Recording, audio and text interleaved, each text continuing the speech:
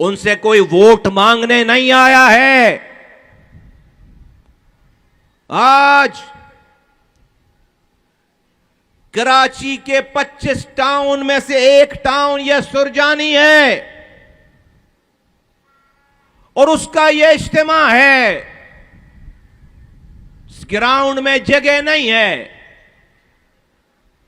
आज ये मजमा, कराची के सुरजानी टाउन का ये मजमा, ये बता रहा है कि ये जो 80 साल पाकिस्तान को बने हुए हो गए, ये जो हमारे आबा व अजदाद ने इस मुल्क को हासिल करने के लिए कुर्बानियां दी, माओं ने, बहनों ने, नौजवानों ने अपनी जानों का नजराना पेश किया, अपने घर को छोड़ा, इस्लाम के नाम पर, पाकिस्तान के नाम पर हिजरत की और अपना सब कुछ छोड़कर एक ऐसी जगह आए जहां पर ना छत थी, ना रोटी का, माश का बंदोबस्त था। मैंने शैतान रजीम ऊपर दे दो, ये दे दो, मुझे इधर दे दो। आऊज़ु बिल्लाहि मिनश शैतानिर रजीम। बिस्मिल्लाहिर रहमानिर रहीम। बैठो बैठो। बिस्मिल्लाहिर रहमानिर रहीम।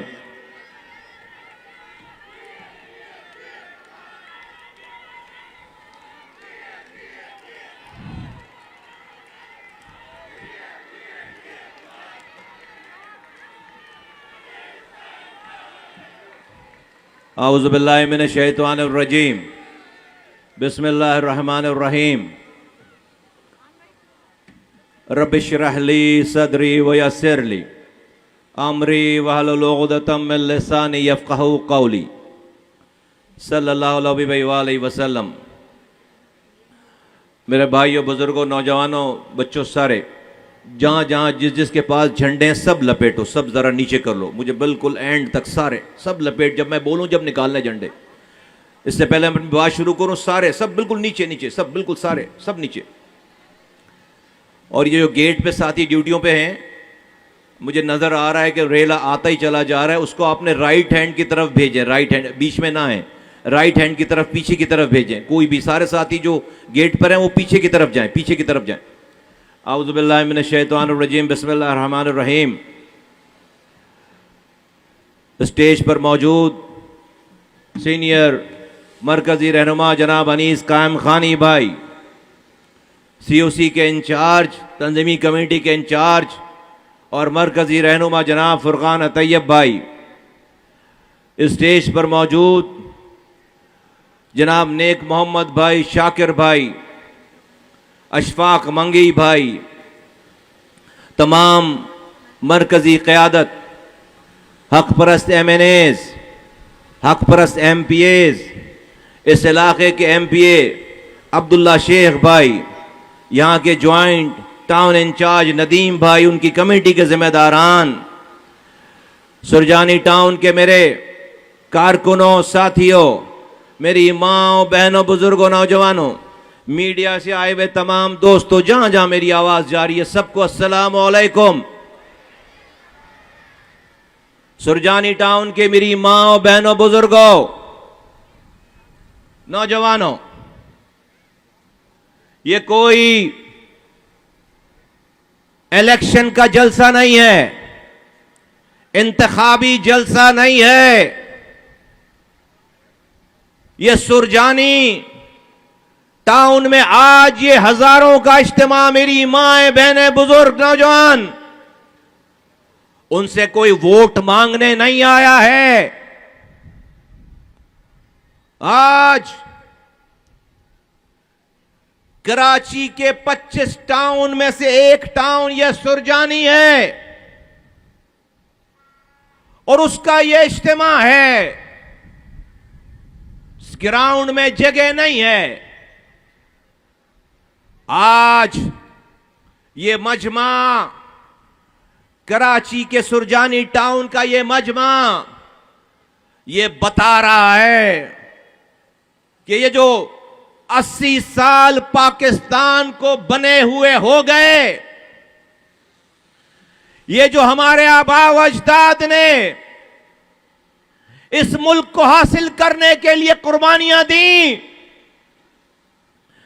माओं ने, बहनों ने, नौजवानों ने अपनी जानों का नजराना पेश किया, अपने घर को छोड़ा, इस्लाम के नाम पर, पाकिस्तान के नाम पर हिजरत की और अपना सब कुछ छोड़कर एक ऐसी जगह आए जहां पर ना छत थी, ना रोटी का, माश का बंदोबस्त था, लेकिन इस अर्ज़े पाक के लिए, इस पाक वतन के लिए अपना सब कुछ कुर्बान करके हम इस पाकिस्तान में हमारे आबा व अजदाद आए और इस पाकिस्तान को बनाने की जिद्दोजहद में हरावल दस्ते का किरदार अदा किया, ये जानने के बावजूद कि जहां वो इस तहरीक में काम कर रहे हैं, पाकिस्तान बनाने की तहरीक में, वहां पाकिस्तान नहीं बनना, पाकिस्तान मुसलमानों के अक्सरियती इलाकों में बनना था। लेकिन ये जो अकलियती इलाके थे बर्रे सगीर के, वहां मूवमेंट चली और हमारे आबा व अजदाद ने ये जानने के बावजूद कि उनके इलाके में पाकिस्तान नहीं बनेगा, फिर भी उनको अपना घर छोड़ना पड़ेगा, अपनी जमीनें छोड़नी पड़ेंगी, अपने आबा व अजदाद की कब्रें छोड़नी पड़ेंगी। इसके बावजूद पाकिस्तान को हासिल करने के लिए हरावल दस्ते का किरदार अदा किया, 20 लाख जानों का नजराना पेश किया। पाकिस्तान आ गए, पार्कों में बैठकर पाकिस्तान का निजाम चलाया, पार्कों में बैठकर पाकिस्तान का सेक्रेटेरिएट चलाया और तनख्वाह लिए बगैर, अपने क्लेम लिए बगैर इस पाकिस्तान के लिए तन मन धन सब निछावर किया। लेकिन अफसोस, अफसोस कि हमने गोरे अंग्रेजों से आजादी हासिल कर ली, लेकिन अंग्रेजों के कुत्ते धुलाने वालों के हाथों में यह पाकिस्तान चला गया। अंग्रेजों के कुत्ते धुलाने वालों के हाथों में यह पाकिस्तान चला गया और वही पाकिस्तान के मालिक बन गए। गोरे अंग्रेजों से छुटकारा हासिल किया, काले अंग्रेजों के पास यह मुल्क चला गया। अपने गांव में, अपनी कॉन्स्टिट्यूएंसी में ये अंग्रेजों के कुत्ते धुलाने वाले जो आज इस मुल्क के वाली वारिस बन गए हैं, ये अपने गांव में गरीब हारी किसान के लिए स्कूल नहीं खोलने देते। अगर वहां कोई गलती से स्कूल अस्पताल बन जाए तो उसको अपनी औताकों में, अपने जानवरों के बांधने की जगह में उसको कन्वर्ट कर देते हैं। लेकिन हां, तालीम की अहमियत को जानते हैं, अपने बच्चे ऑक्सफोर्ड भेजते हैं, अपने बच्चे लंदन अमेरिका भेजते हैं, ऑक्सफोर्ड भेजते हैं, हार्वर्ड भेजते हैं, दुनिया की बड़ी बड़ी यूनिवर्सिटियों में जाकर तालीम हासिल करता है। एक नस्ल यहां पर हुक्मरानी कर रही होती है, दूसरी नस्ल हुक्मरान तैयार कर रही होती है।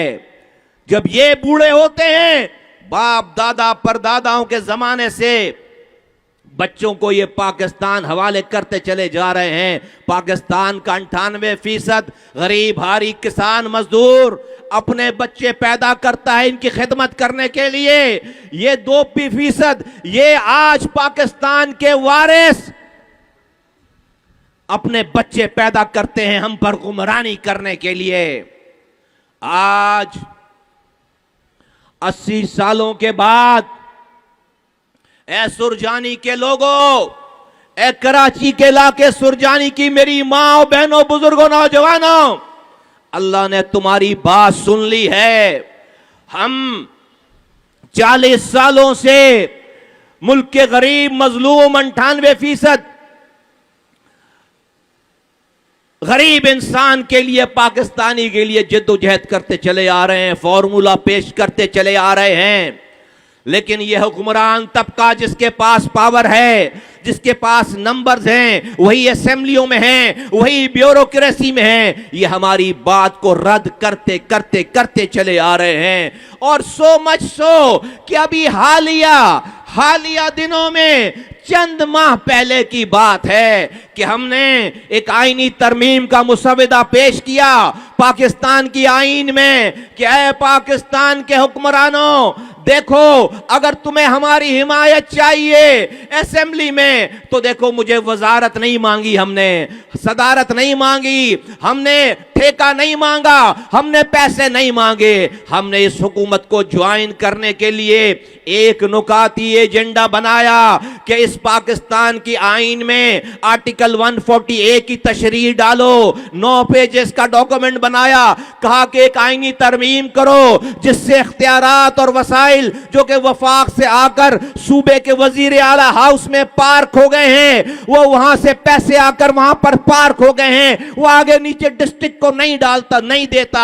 इख्तियारात नहीं देता, वसाइल नहीं देता। हमने एक आईनी तरमीम लिखी और उसको पेश की, एग्रीमेंट किया PMLN से कि यह आईनी तरमीम सूबे से इख्तियारात निकालकर डिस्ट्रिक्ट को, शहरों को, गलियों को, पूरे पाकिस्तान के गली कूचों में, इस सुरजानी की गलियों में पहुंचाया जाए। ये पाकिस्तान के आईन में हमने 25 करोड़ लोगों का मुकदमा लड़ने की कोशिश की, डाला। वजीर आजम पाकिस्तान तैयार हो गया, वजीर वफाकी काबीना तैयार हो गई,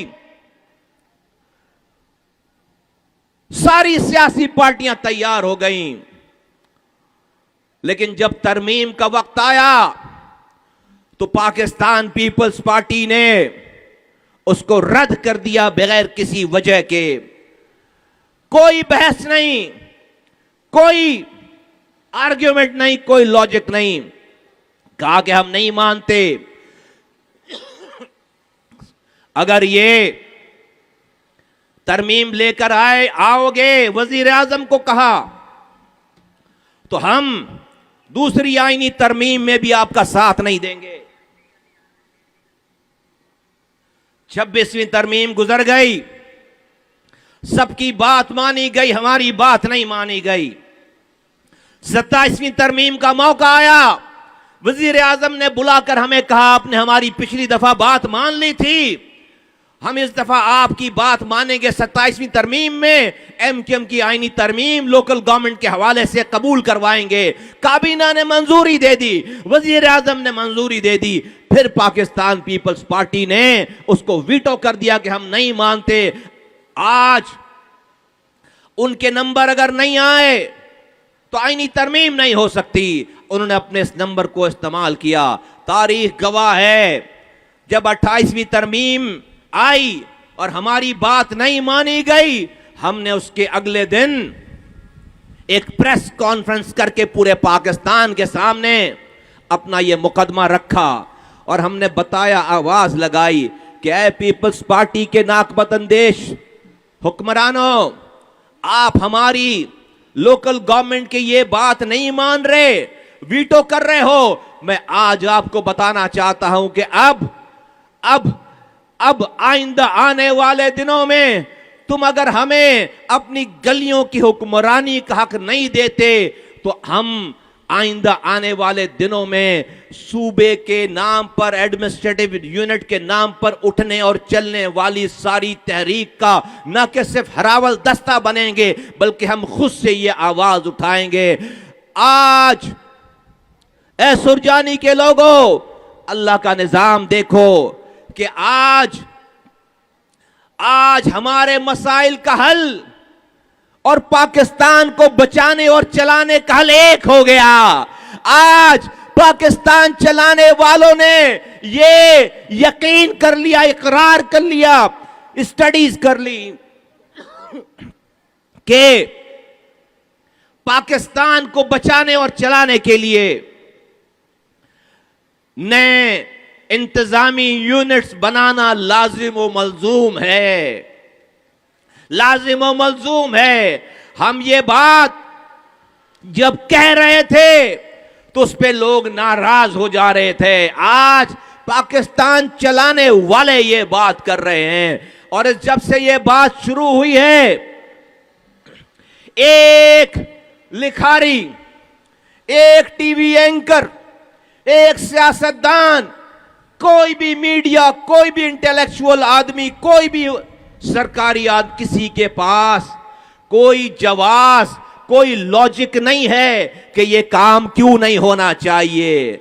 जो लोग इक्का दुक्का इधर उधर की बात कर रहे हैं, उनके पास कोई जवाब नहीं है। ज्यादा से ज्यादा वो क्या कहते हैं? वो ये कहते हैं नहीं, बात तो ठीक है, मुल्क में इंतजामी यूनिट्स बनने चाहिए, लेकिन पीपल्स पार्टी ये होने नहीं देगी, नाराज हो जाएगी। आज मैं उनको ये कहना चाहता हूं, पीपल्स पार्टी तो 50 सालों से नाराज चली आ रही है। जब भी हुकूक देने की बात होती है, पीपल्स पार्टी नाराज हो जाती है, ब्लैकमेल करती है। लेकिन आज पाकिस्तान ये 80 साल का पाकिस्तान हो गया, तकरीबन 80 साल का हो गया। आज इस 80 साल के पाकिस्तान के ऊपर ऐसा वक्त आ गया है कि आज आप मुल्क को बचा लें, मुल्क को चला लें, या किसी की नाराजगी को मना लें और चला लें। आज अगर मुल्क को चलना है और इंशाअल्लाह ताला चलना है और बचना है, तो पाकिस्तान में इंतजामी किसी की नाराजगी को परे करना पड़ेगा, उसको कुर्बान करना पड़ेगा, और किसी की नाराजगी को बचाए बगैर, उसकी परवाह किए बगैर पाकिस्तान को बचाना पड़ेगा। आज अल्लाह का शुक्र है, मुल्क में वो वक्त आ गया है, मुल्क में वो दौर आ गया है, अल्हम्दुलिल्लाह। आज मेरे भाइयों, बुजुर्गों, दोस्तों, हम कोई लिसानी बात नहीं कर रहे, हम कोई लिसानी बुनियादों पर एडमिनिस्ट्रेटिव यूनिट की बात नहीं कर रहे। आज पाकिस्तान 26 करोड़ की आबादी हो गया है, और जब पाकिस्तान बना था 1991 के सेंसस के मुताबिक 3 करोड़ 70 लाख की आबादी थी, तो 4 सूबे थे। 2023 के सेंसस के मुताबिक 24.5 करोड़ आबादी, और आज 2026 अगस्त का महीना 26.5 करोड़ आबादी हो गई है। आज भी वही 4 सूबे हैं। दुनिया इन 80 सालों में अमेरिका के 50 सूबे हैं, चाइना के 31 सूबे हैं, इंडिया के 36 सूबे हैं, इंडोनेशिया के 34 सूबे हैं, नाइजीरिया जैसे मुल्क के 27 सूबे हैं, ब्राजील जैसे मुल्क के 36 सूबे हैं, रशिया के 77 सूबे हैं, और मैक्सिको के 31 सूबे हैं। अफगानिस्तान जो कि 4.5 करोड़ लोगों का मुल्क है, 34 सूबे हैं। श्रीलंका जो कि 2 करोड़ लोगों का मुल्क है, 9 सूबे हैं। और आज पाकिस्तान वही 4 के 4 सूबे हैं। जब पाकिस्तान बना था तो 4 करोड़ की आबादी थी, आज 7 गुना आबादी बढ़ गई है, वही 4 सूबे हैं। वजह वही है जो मैंने पहले बताई कि हमारे आबा अजदाद ने अंग्रेजों से आजादी हासिल कर ली, लेकिन यह मुल्क अंग्रेजों के कुत्ते धुलाने वालों के हाथों में चला गया और हमें यरगमाल कर लिया। हमें हकीकी आजादी चाहिए, अपने गली मोहल्ले में, अपनी गली मोहल्लों में आजादी चाहिए। हमें अपनी गली मोहल्लों में आजादी चाहिए, हमें अपनी गली मोहल्लों में इख्तियारात और वसाइल चाहिए, हमें एडमिनिस्ट्रेटिव यूनिट्स इसलिए चाहिए। और आज पाकिस्तान का पंजाब 172 मुल्कों से बड़ा सूबा है। आज पाकिस्तान का सूबा सिंध 162 मुल्कों से बड़ा सूबा है। आज पाकिस्तान का खैबर पख्तूनख्वा 152 मुल्कों से बड़ा सूबा है। आज पाकिस्तान का बलोचिस्तान रकबे के हवाले से 182 मुल्कों से बड़ा सूबा है। कोई दुनिया में मिसाल नहीं है। इस over centralised way of management की कोई मिसाल नहीं है। आज 80 सालों के बाद पाकिस्तान में 2,60,00,000 बच्चे जिनकी उम्र स्कूलों में जाने की है, स्कूल से बाहर हैं। Largest number in the world out of school बच्चों में, आउट ऑफ स्कूल बच्चों के मुमालिक में we are number 1 in the world. हम दुनिया में नंबर 1 हैं। हमारे हमसे ज्यादा कोई बड़ा नहीं है जिनके बच्चे स्कूल नहीं जा रहे। 2,60,00,000 बच्चे स्कूल नहीं जा रहे। आज 55% पाकिस्तान को पीने का साफ पानी नहीं है। मेरे सूबे में 80% रहने वालों को, सिंध के रहने वालों को पीने का साफ पानी नहीं है। आज सारी बीमारियों में हम नंबर 1 हैं। कोई भी बीमारी दुनिया की उठाकर देखो, हेपेटाइटिस सी हो, प्रेगनेंसी में औरतों के मरने की तादाद हो, दिल की बीमारी हो, शुगर हो, सर्वाइकल कैंसर हो, कोई भी बीमारी हो, हम आज दुनिया में नंबर 1 हैं। आज हमारे गुर्बत का जो म्यार है वो दुनिया में सारे मुल्कों से सबसे गरीब मुमालिक हैं। ए पाकिस्तान के लोगों, क्या पाकिस्तान गरीब मुल्क है? मैं तुम्हें बताता हूं कि नहीं है। इस बजट के सिर्फ नंबर निकाल कर देखो। डिविजिबल पूल में वो जो सूबों को पैसे बंटते हैं, डिविजिबल पूल में वो जो सूबों को पैसे बढ़ते हैं, पहले दिन वफाक ने 8,884 अरब रुपए, 8,884 अरब रुपए निकाल कर सूबों के पहले दिन हवाले कर दिया। 8,884 अरब रुपए। पंजाब को जिसमें से 4,400 अरब रुपए, सिंध को जिसमें से 2,263 अरब रुपए, खैबर पख्तूनख्वा को जिसमें से 1,500 अरब रुपए और इसी तरह तकरीबन 900 अरब रुपए। बलूचिस्तान को 8,884 अरब रुपए पहले दिन वफाक ने तुम्हारे और मेरे नाम पर, पूरे पाकिस्तान के सूबों के रहने वालों के नाम पर दे दिए। लेकिन वो किसको दिए? वो 4 लोगों को दिए, 4 लोगों को जिनको आप वजीर आला कहते हैं। वो वजीर आला हाउस में आकर, चारों सूबों के वजीर आला हाउस में आकर वो 8,884 अरब रुपए पार्क हो गए। वहां से उन वज़राए आला ने, चारों वज़राए आला ने किसी डिस्ट्रिक्ट को कोई पैसा नहीं दिया, किसी शहर को कोई पैसा नहीं दिया, किसी गांव को कोई पैसा नहीं दिया, किसी रोड, किसी तहसील को, किसी शहर को, सुरजानी टाउन को, लियारी को, नवाब शाह को, लाड़काना को, बेनजीराबाद, सक्खर को पैसे नहीं पहुंचे।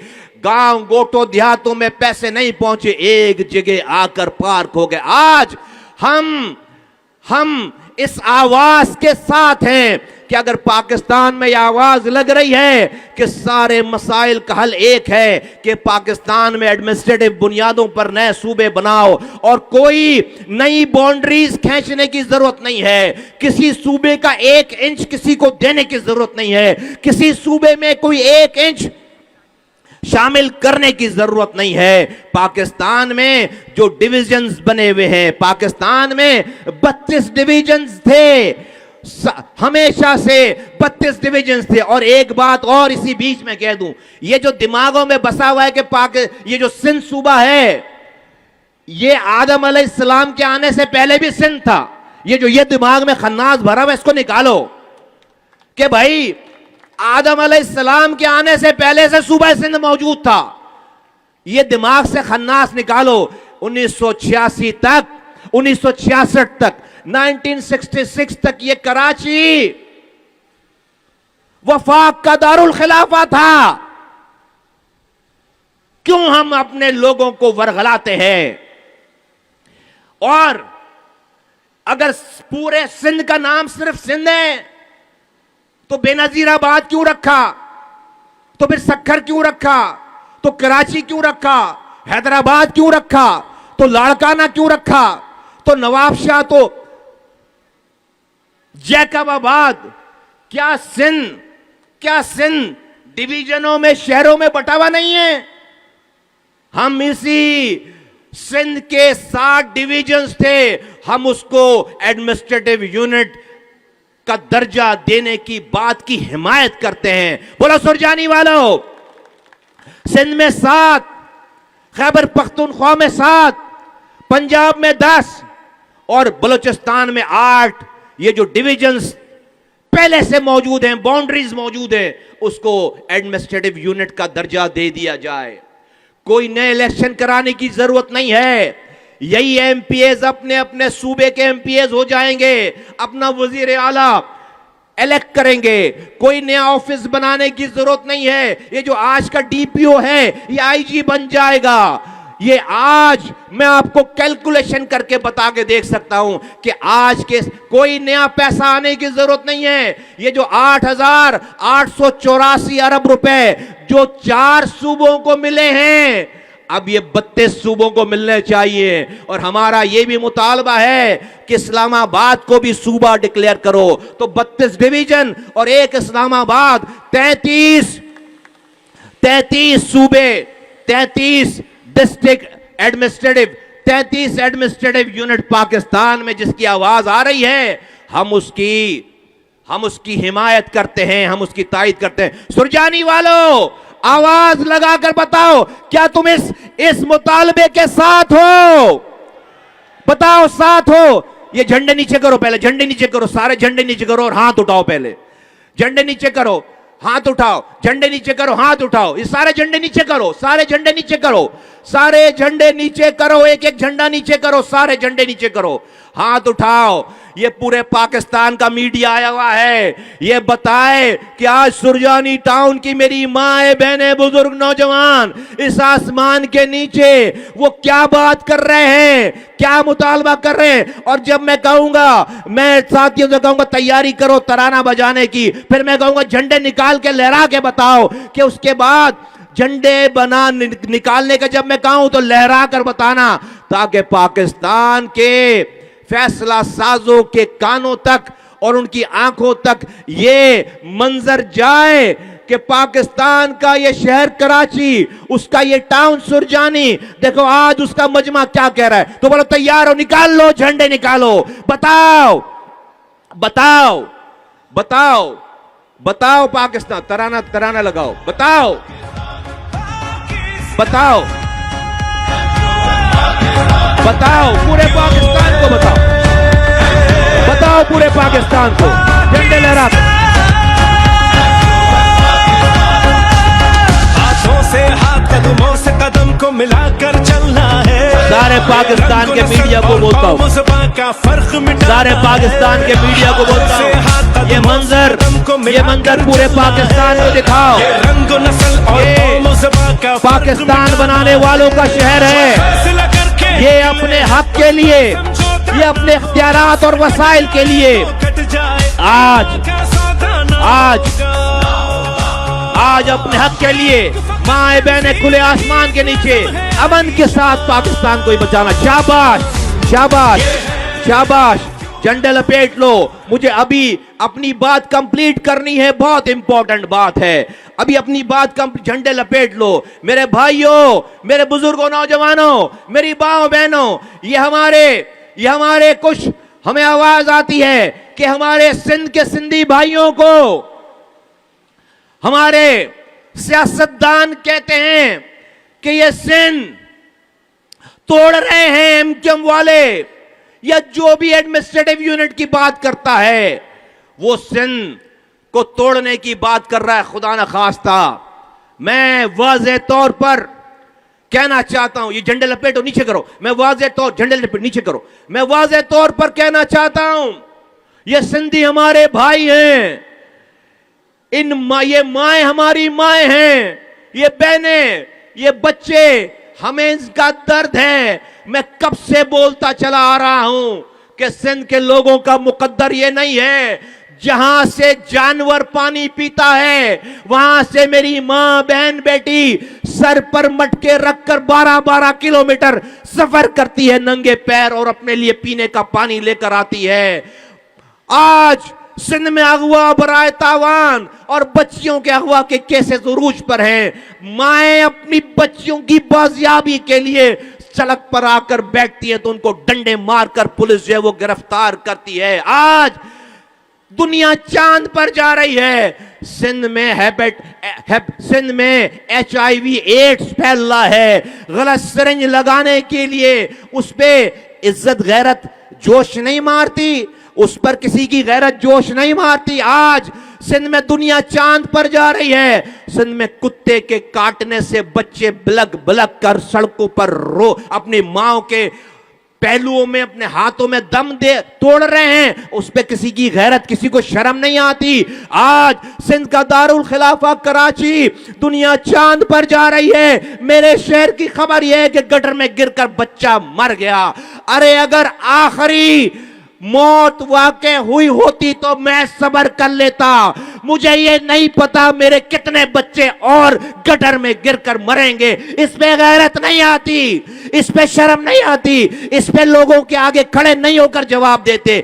जब लोगों को उनके इख्तियारात और वसाइल उनकी तुम्हारी हुक्मरानी से छीन कर उनकी दहलीज पर पहुंचाने की बात करो तो तुम लोगों को झूठ बोलते हो कि उठो ऐ सिंधियों उठो, इज्जत का मामला आ गया है, गैरत का मामला आ गया है। गैरत इस बात में पकड़ो कि लोग मर रहे हैं, गैरत इस बात में पकड़ो कि बच्चों को कुत्ते काटने से मर रहे हैं, गैरत इस बात पे पकड़ो कि लोगों को पीने का पानी नहीं है, गैरत इस बात पे पकड़ो कि जिसकी चाहते हो जमीन कब्जा कर लेते हो, छोड़ने के लिए सिस्टम को करोड़ों रुपए देने पड़ते हैं। आज गजब खुदा का, ऐसा लगता है कि कोई कानून, आज तुम देखो जो भी डिस्ट्रिक्ट, जो भी गांव, जो भी शहर सूबाई दारुल खिलाफा वजीर आला हाउस से जो जितना दूर है उतना पसमानदा है। जो भी इलाका जिस सूबे का अपने सूबे के वजीर आला हाउस से जितना दूर है, हुक्मरानों से जितना दूर है, उतना ज्यादा पसमानदा है। एक लम्हे के लिए विजुअलाइज करके देख लो, कराची में तो मीडिया भी मौजूद है, ब्यूरोक्रेसी भी मिल जाती है, हुक्मरान भी इधर ही बैठते हैं, तो फिर हमारा यह असर है।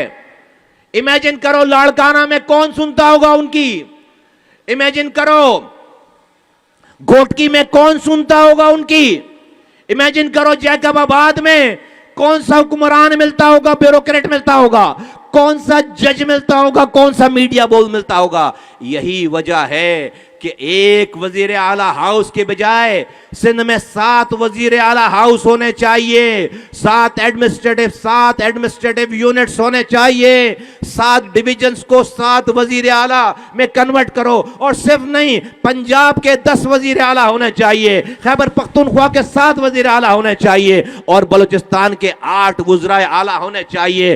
कोई तब्दीली नहीं आ रही, उसी निजाम में रहते हुए डिसेंट्रलाइजेशन कर रहे हैं, उसी निजाम में रहते हुए आज इस सूबे में 18 सालों में 22,000 अरब रुपए आ चुके। 22,000 अरब। सुरजानी के लोगों, मुस्तफा कमाल इस शहर का मेयर था, 300 अरब रुपए खर्च किए, दुनिया के 12 तेजी से तरक्की करने वाले शहरों में शामिल कर दिया। बोलो तुम गवाही देते हो नहीं देते? बोलो देते हो? बोलो बोलो, तुम्हारे सामने बोलो, रातों को जब तुम सोते थे तो बोलो मुस्तफा कमाल इस शहर की गलियों में रातों को जागकर तुम्हारी सुबह को बेहतर करता था या नहीं करता था? बोलो। 300 अरब रुपए, सिर्फ 300 अरब रुपए। कहां 300 अरब रुपए में दुनिया के 12 तेजी से तरक्की करने वाला शहर कराची। आज वही कराची 22,000 अरब रुपए सिंध हुकूमत को मिले, 22,000 अरब। और दुनिया के इंसानों के रहने की कैटेगरी में कराची का नंबर 3रा है। इंसान, दुनिया में जो इंसानों के रहने की बदतरीन जगह है उसमें कराची का नंबर 3रा है। कहां तेजी से तरक्की करने वाले शहरों की फहरिस्त से निकलकर तेजी से पसमानदगी में जाने वाले शहरों में नंबर टॉप पे आ गया कराची। 22,000 अरब रुपए में पूरा सिंध 50 दफा बिल्डोज होकर 50 दफा नया सिंध बन जाता। ये 22,000 अरब रुपए अब जो आएंगे, अब एक वजीर आला के पास नहीं आएंगे, आइंदा आने वाले वक्तों में इंशाअल्लाह ताला अगली जश्न आजादी से पहले हम आजाद होंगे इंशाअल्लाह ताला, इंशाअल्लाह ताला। बोलो सुरजानी वालों तैयार हो? बोलो आजादी के लिए तैयार हो? बोलो हकीकी आजादी के लिए तैयार हो? इंशाअल्लाह ताला अब ये 22,000 अरब रुपए अब सिंध में 7 वज़रा आला के पास आएंगे इंशाअल्लाह ताला, इंशाअल्लाह ताला। तो उस इलाके के लोगों को अपने वजीर आला से हुकूक लेना आसान होगा। आज सिंध के हुक्मरान कहते हैं ये कराची वाले हमें वोट नहीं देते, हमने इनका काम नहीं करना, नहीं लगाने पैसे, बल्कि इनकी जमीनों पर कब्जा करना है, इनके बच्चों को गटर में गिराकर मारना है, इनके बच्चों को कोटा सिस्टम पे भी कोटा नहीं देना, जाली डोमिसाइल बनाकर इनका कोटा खा जाना है, इनके बच्चों को फूड पांडा में नौकरी मिलनी चाहिए। एमबीबीएस किया, एमबीए किया हुआ बच्चा, मास्टर्स किया हुआ बच्चा फूड पांडा में नौकरी ढूंढ, एक सरकारी नौकरी नहीं है, एक प्यून की नौकरी भी हमें नहीं देते। आज ये मुल्क 4 वज़रा आला चला रहे हैं। इस 4 वज़रा आला से 32 जगहों पे ये पैसे बंटने चाहिए सिंध में, ताकि वहां के आदमी को, ये वहां के हुक्मरानों को ये खौफ हो कि अगर हम इनके काम नहीं करेंगे तो अगली दफा से ये लोग हमारी हुक्मरानी छीन लेंगे। आज इन सारी मुसीबतों के बावजूद, इन सारी अखरबा परवरी के बावजूद, इन सारी बैड गवर्नेंस के बावजूद, इस सारे जुल्म के बावजूद आज कराची के लोग अपने वोटों से सिंध का हुक्मरान नहीं चेंज कर सकते। यह है प्रॉब्लम इस निजाम की, यह है आज हम अपने वोटों से इस सूबा सिंध का हुक्मरान नहीं चेंज कर सकते। यह है मसला। हमें वो इख्तियार चाहिए क्या जो भी हमारा हुक्मरान हो, अगर वो हमारे काम ना करे, हमारी खिदमत ना करे, हमें लूट रहा हो, तो हम अपने आइन में रहते हुए अपने वोटों से हम उसको चेंज कर सकें। इस निजाम को लाने की बात हो रही है। इसलिए एक वफाक और 4 बड़े सूबों का निजाम खत्म हो गया। उस निजाम ने ये बोया है, उस निजाम ने ये पैदा किया है कि 2.5 करोड़ बच्चे स्कूलों से बाहर हैं, 55% लोगों को पीने का पानी नहीं मिल रहा, और गुर्बत की सतह में हम नीचे से नीचे चले जा रहे हैं। जबकि पाकिस्तान अमीर तरीन मुल्क है। 8,884 अरब रुपए तो 8,000 अरब रुपए तो सूबों को अभी बांटे हैं। इस पैसे में ना सूबों को फौज को पैसे देने हैं, ना सूबों को इंटरेस्ट पे करना है, ना सूबों को कर्ज वापस करना है, ना रेलवे को पैसे देने हैं, ना पीआईओ को पैसे देने हैं, सिर्फ अपने लोगों पर लगाने हैं। पानी, बिजली, स्कूल, तालीम, इस पे पैसे लगाने हैं। रोड इंफ्रास्ट्रक्चर, एनवायरनमेंट, इस पे पैसे लगाने हैं। नहीं लगा रहे। नतीजा है कि आज बच्चों को कुत्ते काट रहे हैं, बच्चे मर रहे हैं। आज बच्चे गटर में गिरकर मर रहे हैं। दुनिया चांद पर जा रही है। मेरे मुल्क में, मेरे शहर का बच्चा, उसकी खबर आती है कि वो गटर में गिरकर मर गया, वो शहीद हो गया, मां तड़प रही होती है रोड पर। ये हशर, ये मंजर अब नहीं चलेगा, अब ये निजाम नहीं चलेगा। मैं वाज़ेह कहना चाहता हूं कि वजीर आजम पाकिस्तान और वफाकी हुकूमत का इसमें कोई कसूर नहीं है। मैं उस कैबिनेट का हिस्सा हूं। आज वजीर आजम, उसके पास हैंड्स ऑन इंफॉर्मेशन है। आज वो मुसलसल जद्दोजहद कर रहा है। वजीर आजम ने तो पहले दिन ही सूबों के उनके हुकूक बांट दिए। सूबों को 5% पैसा दे दिया। डिविजिबल पूल में 8,884 अरब रुपए पहले दिन दे दिया। अब वजीर आजम आकर कुत्तों की वैक्सीन तो नहीं लगाएगा, वजीर आजम आकर गटर के ढक्कन तो नहीं लगाएगा, वजीर आजम आकर पानी तो नहीं देगा, वजीर आजम आकर नीचे स्कूलों में बच्चों को जो स्कूलों से बाहर हैं वहां तो नहीं भेजेगा। वजीर आजम तो पैसे देगा, पॉलिसी देगा। वो दे रहा है, वो पैसे दे रहा है, वो फॉलो अप कर रहा है, वो काम कर रहा है, वो 14 घंटे काम कर रहा है। दुनिया भर से इन्वेस्टर्स को लेकर आ रहा है, दुनिया से मुआहदे कर रहा है। पाकिस्तान का फील्ड मार्शल, आज पाकिस्तान के फील्ड मार्शल अपने से 6 गुना बड़ी फौज को शिकस्त देने वाला सिपह सालार है, इंडिया को शिकस्त देने वाला सिपह सालार है।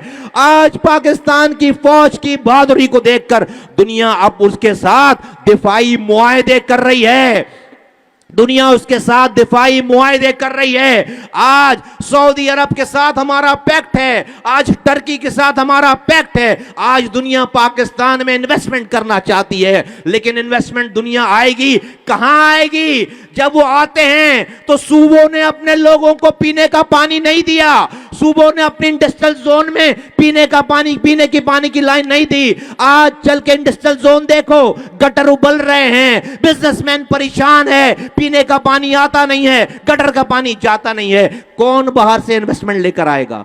कौन बाहर से इन्वेस्टमेंट लेकर आएगा? आज आपकी इस बैड गवर्नेंस की वजह से, इस निजाम की वजह से आपकी फैक्ट्रियां बंद हो रही हैं। ये बिजनेसमैन बाहर जाके फैक्ट्री लगा रहा है, बिजनेसमैन का कोई नुकसान नहीं फैक्ट्री बंद होने से, वो जहां जाता है उसको हाथों हाथ लिया जाता है। नुकसान उस चौकीदार का है जो उस फैक्ट्री में काम करता था, नुकसान उस लेबर का है, मजदूर का है जो उस फैक्ट्री में काम करता था, नुकसान उस मैनेजर का है जो उस फैक्ट्री में काम करता था। उसके चूल्हे बुझ गए।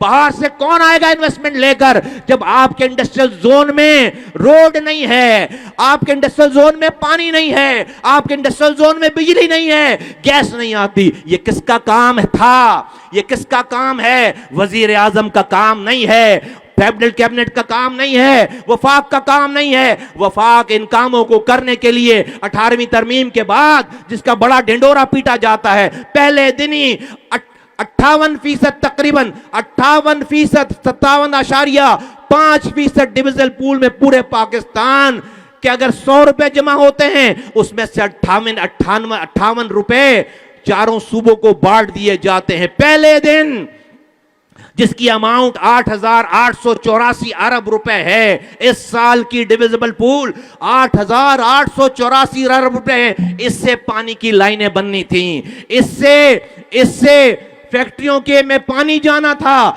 इससे सड़कें बननी थी, अस्पतालों में दवाएं आनी थी, इससे पीले स्कूल में तालीम का निजाम ठीक होना था।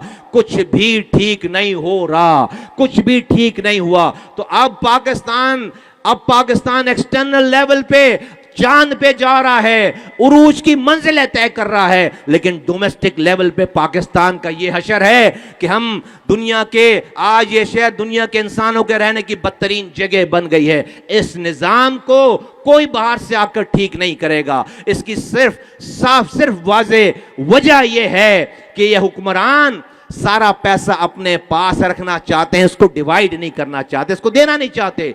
आज अगर इनको कहा जाए कि भाई सारे ये जो 22,000 अरब रुपए आए थे, अगले भी 22,000 अरब रुपए आपके पास आएंगे, भले नए सूबे बनते हैं या एडमिनिस्ट्रेटिव यूनिट बनते हैं या नहीं बनते, अगर बनते भी हैं तो पैसे आपके पास आएंगे।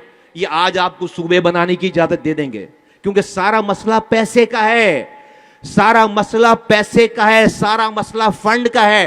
फंड को अपने पास, ये सारा जो पैसा फंड आ रहा है ये अपने पास जमा करके रखना चाहते हैं, इसलिए डिसेंट्रलाइज नहीं करना चाहते, डिवॉल्व नहीं करना चाहते, इख्तियारात और वसाइल नहीं करना चाहते। लेकिन खुशी की बात यह है कि जब तक कराची मर रहा था, बहुत माजरत के साथ हमारे मरने पे किसी को अफसोस नहीं हुआ, जब तक मेरे बच्चे मर रहे थे कोई अफसोस नहीं हुआ। आज ये कराची दूध देने वाली गाय है, पूरे पाकिस्तान को रेवेन्यू कमा कर देती है, सिंध की आमदनी का 90% कमाती है। आज ये कराची आज ये कराची पूरे पाकिस्तान को IMF के चुंगल से निजात दिला सकता है। अब जाकर ये एहसास हो चला है मुल्क चलाने वालों को, अब ये मेरी मजलूमियत का मसला नहीं है, मुझ पर होने वाले जुल्म का मसला नहीं है, अब ये पाकिस्तान को बचाने और चलाने का ये फॉर्मूला सोच लिया गया है, समझ लिया गया है, डेलिब्रेट कर ली गई है बात कि अगर पाकिस्तान को बचाना और चलाना है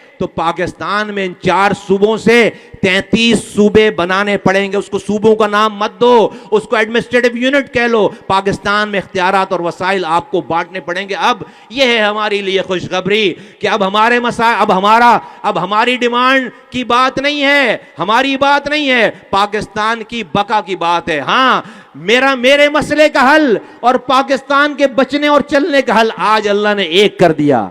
आज अल्लाह ने एक कर दिया, हमारा मसला और पाकिस्तान का मसला एक हो गया। इसलिए अगर पाकिस्तान को और इंशाअल्लाह ताला बचना है और चलना है, इंशाअल्लाह ताला दुनिया में नाम रोशन करना है, तो पाकिस्तान इंशाअल्लाह ताला इस मसले इस एडमिनिस्ट्रेटिव यूनिट से उसका मसला हल होगा। मैं कैलकुलेशन के साथ कह सकता हूं, हमारे आज अशफाक मंगी नहीं आए, अशफाक मंगी नहीं है आज।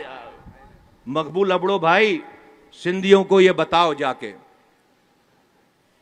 कि आज जामशोरो वाला, जैकबाबाद वाला, कश्मोर वाला, बेनजीराबाद वाला, लाड़काना वाला, वो कराची आकर वजीर आला को नहीं मिल सकता। और अगर वो वजीर आला के खिलाफ हो जाए तो उसका वजीर आला का कुछ नहीं बिगड़ता।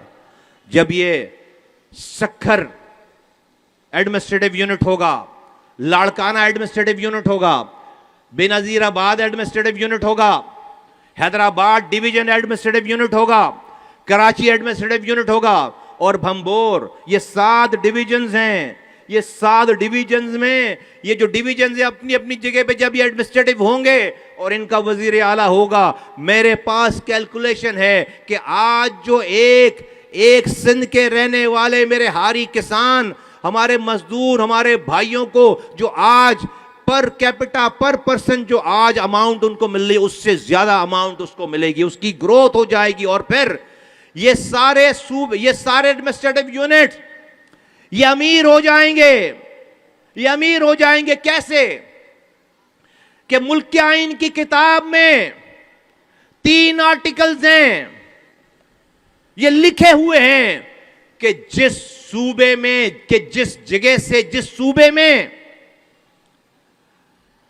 कुदरती मादनियात निकलती है वो मिल्कियत उस सूबे की होती है।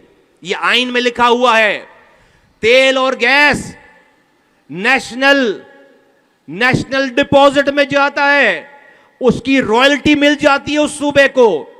पाकिस्तान में आज 233 अरब रुपए पूरे पाकिस्तान में रॉयल्टी बढ़ती है, उसमें से सिंध को 133 अरब रुपए रॉयल्टी मिलती है। किसको मिलती है? वजीर आला को। मेरी तवज्जो चाहिए सुनना मैं क्या कह रहा हूं। गैस और तेल निकल रहा है घोटकी से, पैसे मिल रहे हैं वजीर आला को। कुदरती मादनियात निकल रही है थर से, उसके पैसे मिलते हैं वजीर आला को। वजीर आला एक है, वजीर आला एक है, उसके पास सारे सिंध के मादनियात, सिंध की तमाम चीजों के आइन के मुताबिक उसको पैसे मिल रहे हैं। आइन में लिखा हुआ है जिस सूबे से मादनियात, कुदरती मादनियात निकलेंगे वो उस सूबे की प्रॉपर्टी होगी। आज वो सारी मादनियात, वो सारी प्रॉपर्टी आज कराची में बैठे हुए वजीर आला को उसके पैसे मिल रहे हैं। वफाक से भी पैसा मिल रहा है और ये अलग से रॉयल्टी भी मिल रही है। कल जब ये 7 डिवीजन बनेंगे तो घोटकी की रॉयल्टी घोटकी को मिलेगी, नवाबशाह की रॉयल्टी नवाबशाह को मिलेगी, सक्खर की रॉयल्टी सक्खर को मिलेगी। ये आइन के, क्योंकि ये सूबों का दर्जा अख्तियार कर चुकेंगे, तो आज उनका पैसा उनको नहीं मिल रहा, आला को मिल रहा है। जो उनके करीब होगा, जो उनके करीब होगा, ये सारे एडमिनिस्ट्रेटिव यूनिट अपनी मादनियात, अपनी कुदरती मादनियात के खुद मालिक होंगे और इसका सारा फायदा सिंध के रहने वाले सिंधी हमारे भाइयों को पहुंचेगा, अंदरून सिंध के सिंधी भाइयों को पहुंचेगा। उनके वो माला माल है कुदरती। कराची को तो उसका सबसे कम पैसा, कराची में तो टैक्स जमा होता है, कराची में कोई भी कुदरती मादनियात नहीं है, यहां से तेल नहीं निकल रहा, यहां से कोयला नहीं निकल रहा, यहां से कोई और मार्बल नहीं निकल रहा, हमें इसके पैसे नहीं मिलते, हम तो टैक्स जमा करते हैं, हमें तो अपने हक हलाल की कमाई के टैक्स के पैसे हमारे पास आएंगे, तुम्हारे पास तुम्हारी कुदरती आमदनी के पैसे आएंगे। इसको समझो, इस पे तवज्जो दो, इसको सही से। ये हुक्मरान जो तुम पर रूल कर रहे हैं, जो तुम्हारे बच्चों को कुत्तों से कटवा रहे हैं, जिनको परवाह नहीं है, जो तुम्हें पीने का पानी नहीं देते, स्कूल नहीं देते, हरी किसानों को की बच्चियां अगवा हो रही, उनको बाजियाब नहीं कराते, पुलिस जुल्म करती है, आज वो तुम्हें वरगला रहे हैं, गलत बात कर रहे हैं। इसको समझो, तुम अमीर होने वाले हो। और इसी तरह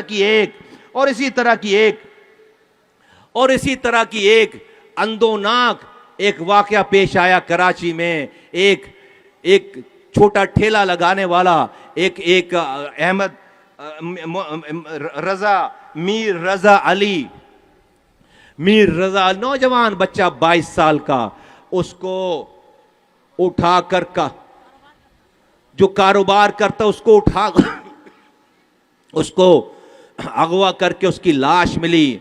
पहले यह कहा गया कि उसने खुदकुशी कर ली है, आज ये तमाम रिपोर्ट से यह साबित होती चली जा रही है बात कि उसको खुदकुशी नहीं, उसको जुल्म करके मारा गया है, उसको शहीद किया गया है। आज का ये मजमा उसकी फैमिली के साथ, मीर रजा अली की फैमिली के साथ दिली हमदर्दी ताज़ियत करता है ये मजमा, और पाकिस्तान सिंध के हुक्मरानों को यहां से आवाज लगाकर कहता है कि शहीद मीर रजा अली को इंसाफ, उसके घर वालों को इंसाफ फराम किया जाए। जिन दरिंदों ने, जालिमों ने, चाहे वो कितने भी बड़े हों, उन्होंने ये जुल्म किया है, उनको कानून के दायरे में, कटहरे में लाया जाए। याद रखो हुक्मरानों, कुफ्र की हुकूमत चल सकती है, जुल्म की हुकूमत नहीं चल सकती। दुनिया के कब्रिस्तान बड़े बड़े सिकंदर आजमों से भरे पड़े हुए हैं, तुम्हें भी मरकर एक दिन मिट्टी में मिल जाना है। खुदा की कसम, कोई प्रोटोकॉल, कोई पुलिस वाला, कोई सेक्रेटरी, ब्यूरोक्रेसी वहां तुम्हारे जवाब देने के लिए कब्र में तुम्हारे साथ नहीं जाएगा। खुदा को मानो, अपनी मौत को याद करो, और जो अल्लाह ताला ने तुम्हें ताकत रुतबा दिया है, इससे लोगों की खिदमत करो, लोगों को तबाह बर्बाद मत करो, अपनी आखिरत खराब मत करो, लोगों की जिंदगियों में आसानी लाने की कोशिश करो। ये जो जुल्म हुआ है, जुल्म का खात्मा करो और जालिमों को कटहरे में लेकर आओ। ये MQM पाकिस्तान का मजमा ये आज यहां से मुतालबा करता है कि मीर रजा अली के कातलों को फिलफौर गिरफ्तार करके अवाम के सामने लाया जाए, लोगों के सामने लाया जाए। हम उसके ख़ानदान से, उसके तमाम दोस्तों अहबाब से हम दिली ताज़ियत करते हैं, दिली हमदर्दी, और हमें जहाँ जहाँ इसके लिए आवाज़ उठानी पड़ी, जो करना पड़ा, कानून और आइन के रास्ते में के दायरे में रहकर हम उसकी मदद करेंगे इंशाअल्लाह ताला। ये हमारा फ़रीज़ा है। मैं आखिर में यहाँ के जॉइंट टाउन कारकुनों से बात की, और एक कारकुन को, और ये जो पूरा बंडाल है, मेरी माएँ, बहनें, बेटियां, सब जोरदार अपने लिए एक दफा ताली बजाएं मेरी तरफ से आपको जबरदस्त खराज तहसीन। खुश रहें, आबाद रहें। और इस इलाके के MPA अब्दुल्ला शेख भाई और जितने भी हमारे यहाँ पे मेंबरान असेंबली हैं, एक कारकुन, एक मेरी माँ, बहन, बेटी, किसी का नाम अगर रह जाए, सब लोगों को मैं दिल की गहराई में खुश हूँ। ये कराची जाग गया है। तुम पाकिस्तान में तब्दीली लाने का जरिया बन रहे हो। ये एक सुरजानी टाउन का जलसा, इतना बड़ा जलसा, इतना बड़ा मजमा, इंशाअल्लाह ताला एक वक्त आएगा, चंद हफ्तों में हम कराची की कॉल देंगे। माओ बहनों बुजुर्गों नौजवानों, जब यहां से उठो जाओ तो अपने मोहल्लों में जाकर ये तबलीग करो कि ये टाइम आ गया है घर से निकलने का, ये टाइम आ गया है अगली नस्लों के हुकूक को हासिल करने का, ये टाइम आ गया है गफलत से जागने का। इंशाअल्लाह ताला इसी तरह से कराची जागता रहा, एक जगह जमा हो गया, साबित हो गया है कि हम ही कराची के वारिस हैं। इंशाअल्लाह ताला इस पाकिस्तान के मजलूमों की आवाज है। इंशाअल्लाह ताला इस दफा नहीं, आइंदा आने वाले 14 अगस्त में, अगले साल के 14 अगस्त में इंशाअल्लाह ताला हम हकीकी आजादी मनाएंगे। इंशाअल्लाह ताला बोलो तैयार हो? पाकिस्तान जिंदाबाद।